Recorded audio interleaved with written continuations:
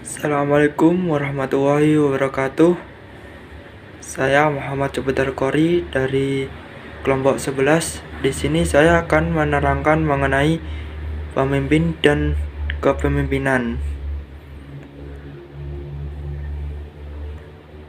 Adapun materi pertama mengenai penghargaan dan hukuman dalam pandangan Islam.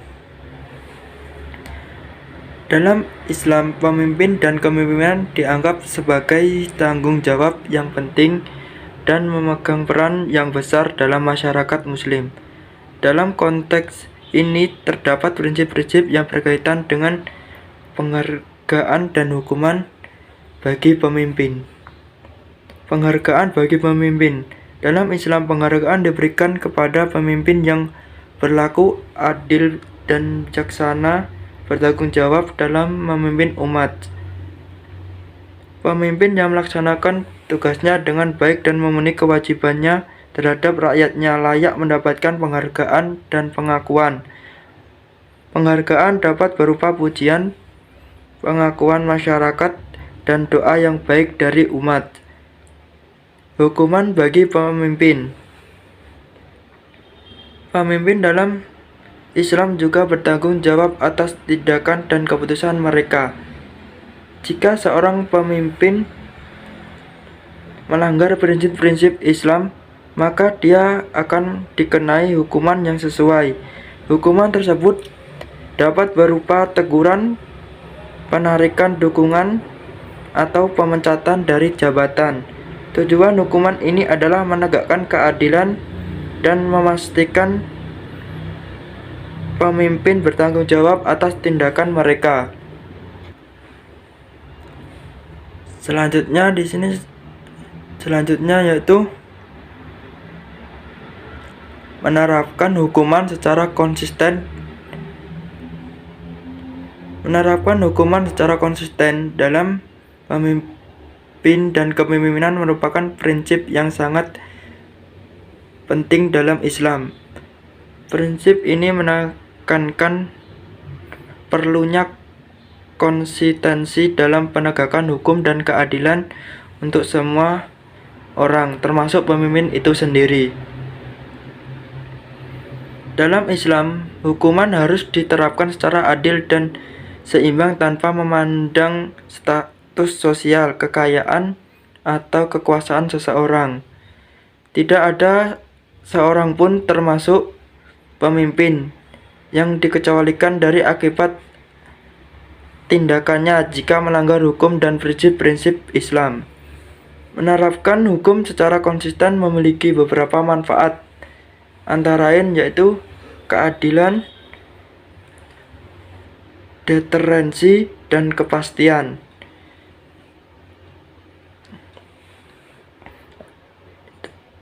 Yang pertama, keadilan. Menerapkan hukuman secara konsisten memastikan bahwa setiap individu, termasuk pemimpin, bertanggung jawab atas tindakan mereka. Ini membantu menciptakan sistem yang adil, di mana semua orang diperlakukan sama di hadapan hukum. Yang kedua, deterensi. Ketika hukuman itu diterapkan secara konsisten, dapat menjadi faktor penyegah terhadap pelanggaran yang mungkin dilakukan oleh pemimpin atau orang lain. Menegakkan hukum yang tegas dan konsisten dapat mencegah prinsip dari penyalahgunaan kekuasaan dan bertindak di luar batas-batas yang ditetapkan. Yang ketiga, kepastian. Menerapkan hukuman secara konsisten memberikan kepastian kepada masyarakat tentang konsekuensi dari tindakan yang melanggar hukum. Ini membantu menciptakan lingkungan yang stabil dan membangun kepercayaan dalam sistem kepemimpinan.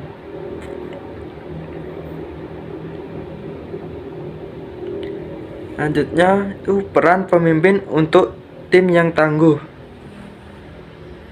Peran pemimpin dalam membentuk dan memimpin tim yang tangguh sangat penting.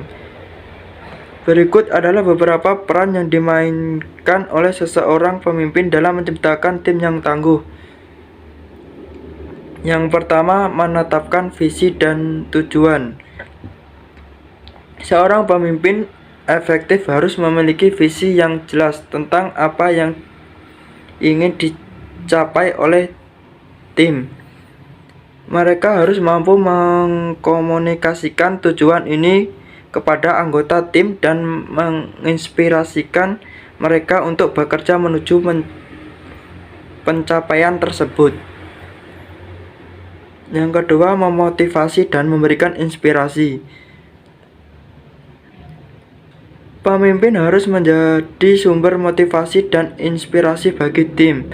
Mereka harus mampu mengidentifikasi kekuatan dan bakat individu dalam tim dan menggunakannya untuk mencapai keberhasilan bersama.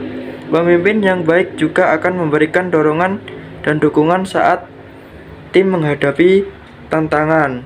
Yang ketiga, membangun hubungan yang kuat. Pemimpin harus mampu membangun hubungan yang kuat antara anggota tim.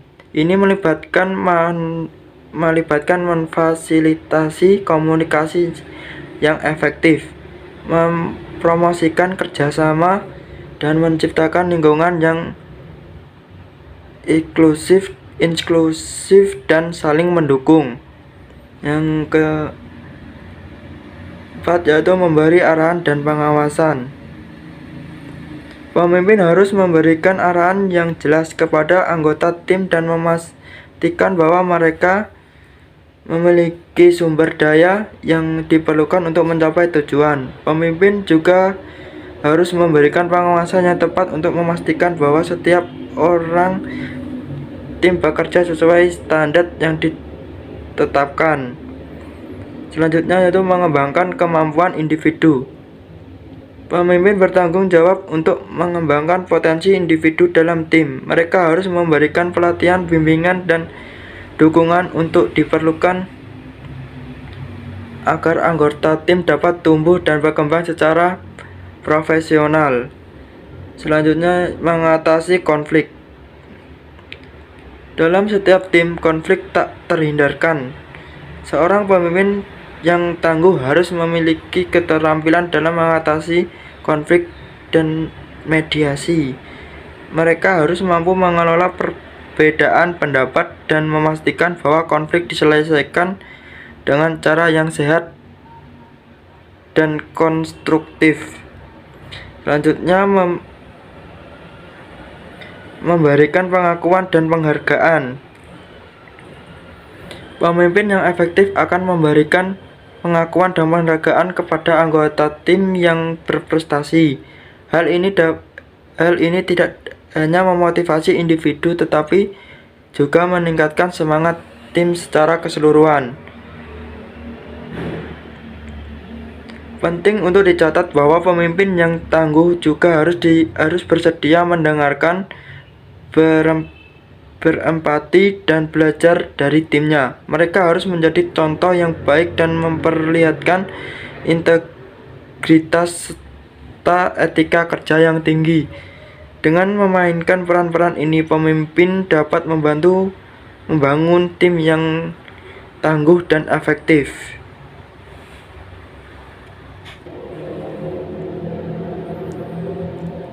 Lanjut materi selanjutnya, yaitu karakteristik tim yang solid.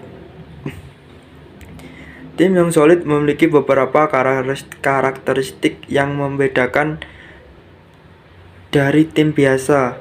Berikut adalah beberapa karakteristik utama dari tim yang solid.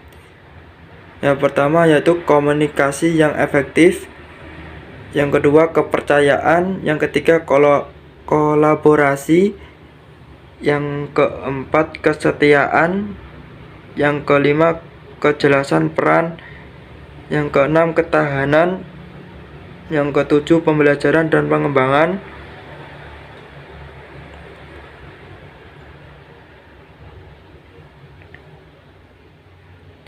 Yang pertama yaitu komunikasi yang efektif.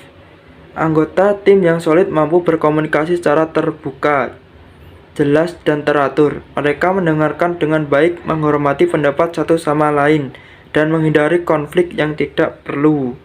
Komunikasi yang efektif membantu membangun pemahaman yang mendalam, koordinasi yang baik, dan menghindari kesalahpahaman.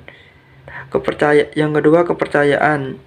Kepercayaan adalah pondasi penting dalam tim yang solid. Anggota tim yang mempercayai satu sama lain dan yakin bahwa setiap orang akan memenuhi kewajibannya. Yang selanjutnya yaitu kolaborasi. Tim yang solid bekerja secara kolaboratif. Anggota tim saling berbagi pengetahuan, pengalaman, dan keterampilan mereka untuk mencapai tujuan bersama. Yang selanjutnya yaitu kesetiaan. Anggota tim yang solid memiliki komitmen yang tinggi terhadap tim dan tujuan bersama. Mereka berada di sisi tim dalam kemenangan maupun kegagalan, dan mereka bekerja dengan dedikasi dan ketekunan untuk mencapai keberhasilan bersama. Selanjutnya yaitu kejelasan peran. Setiap anggota tim memahami peran dan tanggung jawab mereka dengan jelas. Mereka tahu apa yang diharapkan dari mereka, serta bagaimana kontribusi mereka berkontribusi pada tujuan tim secara keseluruhan.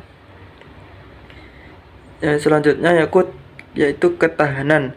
Tim yang solid mampu mengatasi rintangan, dan perubahan dengan baik. Mereka memiliki keuletan dan kemampuan untuk beradaptasi.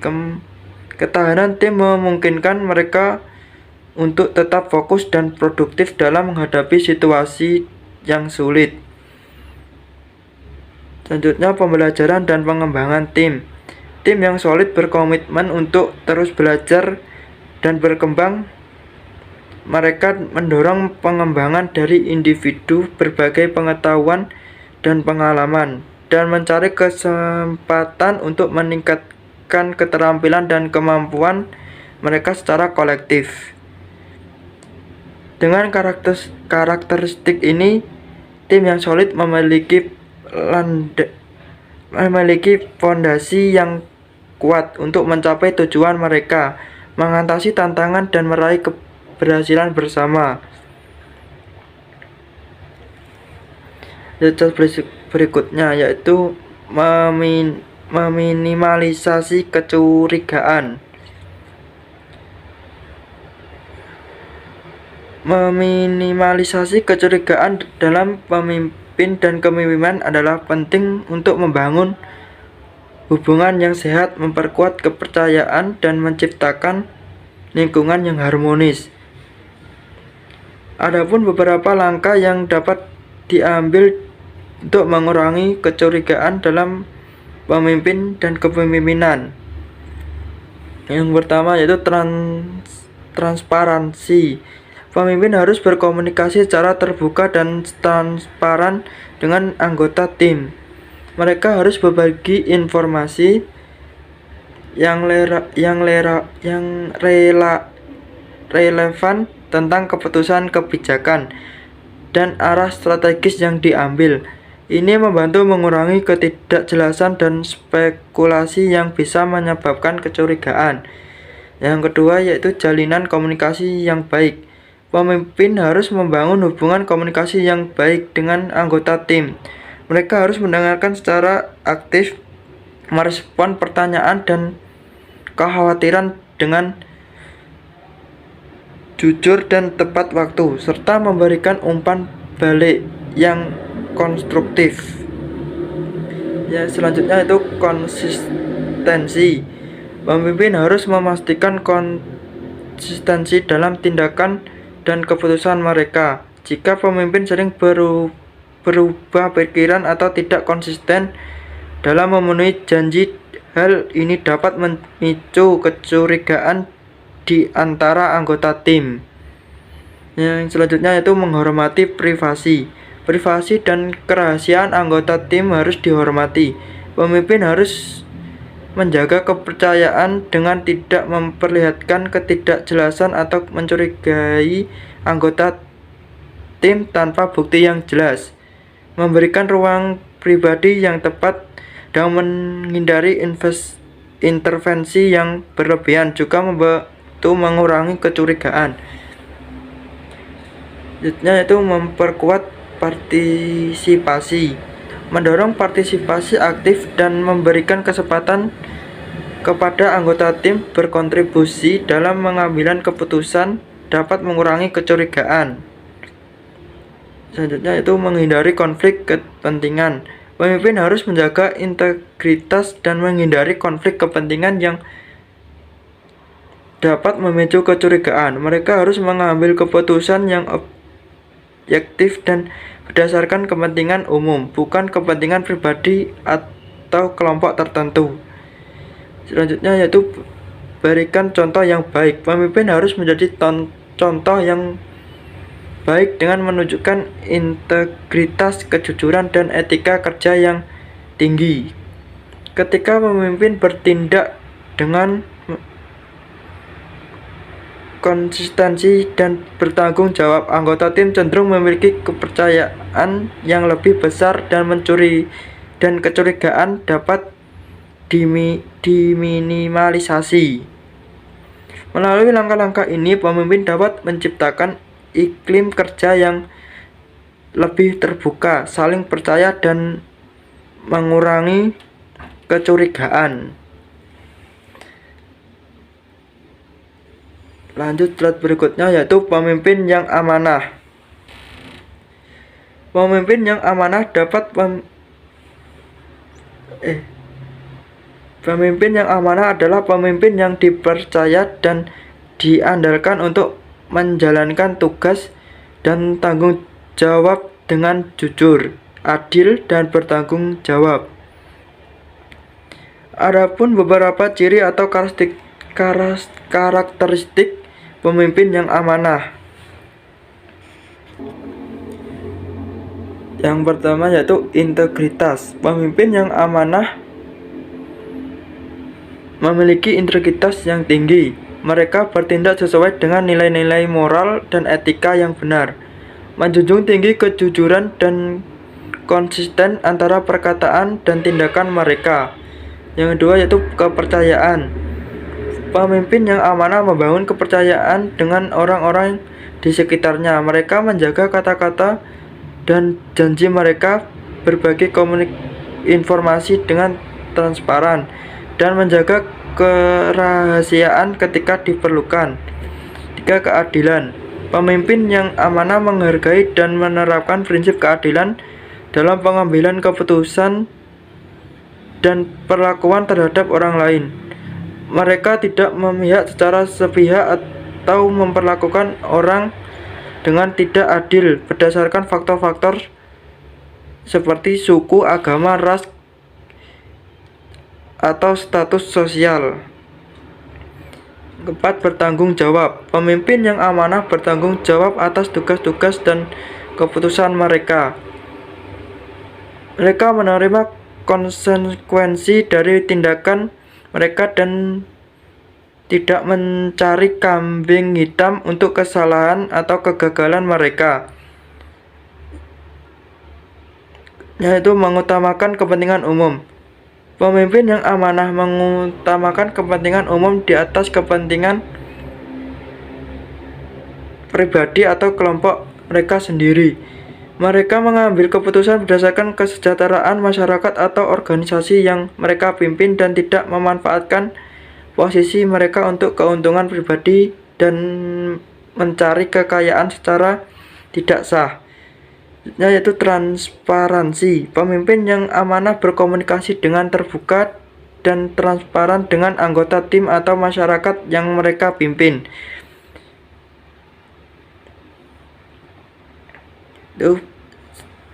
Materi berikutnya yaitu kiat berpikir jenis dalam pemimpin dan kepemimpinan.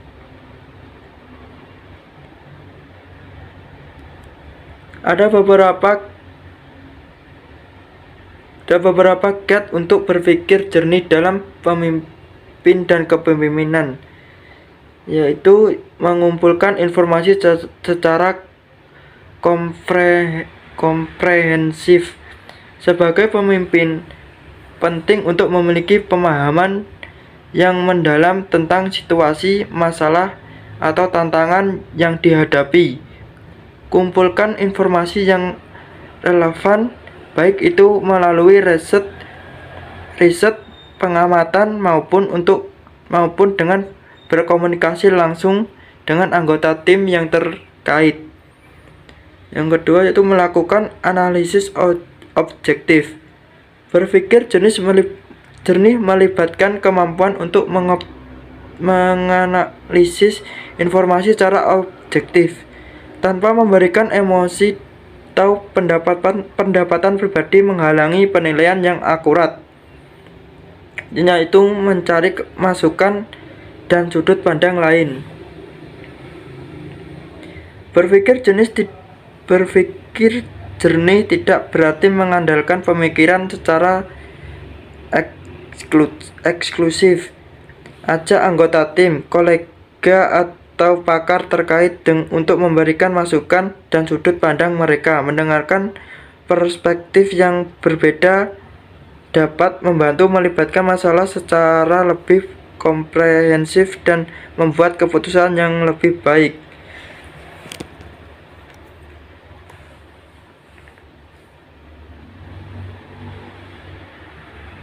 Yaitu mencari masukan atau sudut pandang lain. Berpikir jernih tidak berarti mengandalkan pemikiran sendiri secara eksklusif. Ajak anggota tim, kolega, yaitu mengelola emosi dengan bijak. Emosi yang kuat atau tekanan dapat mempengaruhi kemampuan berpikir jernih. Penting untuk mengelola emosi dengan bijak, mengenali emosi yang muncul dan mencari cara untuk menenangkan diri sebelum membuat keputusan atau mengambil langkah-langkah penting, yaitu mengevaluasi risiko dan konsekuensi. Berpikir jernih melibatkan kemampuan untuk mengenali dan mengevaluasi risiko yang terlibat dalam keputusan atau tindakan tertentu. Pertimbangkan konsekuensi yang mungkin, baik secara positif maupun negatif. Tentunya berfokus pada solusi daripada terjebak pada masalah atau hambatan. Berpikir jernih melibatkan kemampuan untuk melihat peluang dan mencari solusi yang efektif. Selanjutnya itu mengambil waktu untuk refleksi. Dalam keadaan yang serba cepat, pemimpin sering kali dihadapkan pada tekanan untuk mengambil keputusan yang tepat. Namun penting untuk mengambil waktu untuk refleksi dan pemikiran mendalam sebelum membuat keputusan penting. Materi selanjutnya yaitu kiat pemimpin agar dihormati oleh bawahan.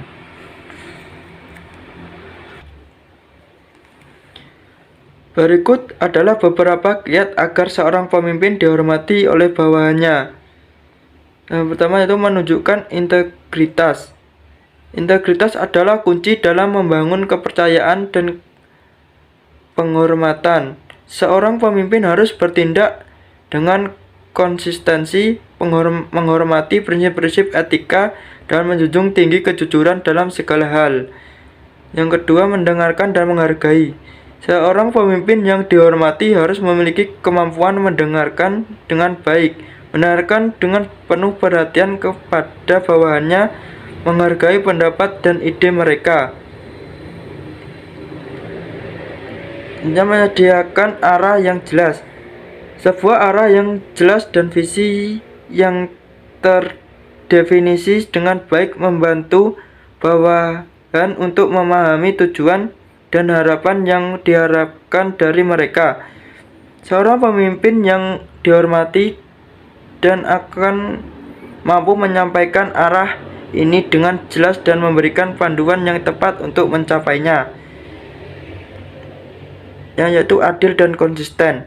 Pemimpin yang dihormati harus memperlakukan semua bawahannya dengan adil. Mereka harus menghindari sikap prasangka, memperlakukan setiap orang dengan persamaan, dan mempertimbangkan berbagai faktor yang relevan dalam pengambilan keputusan.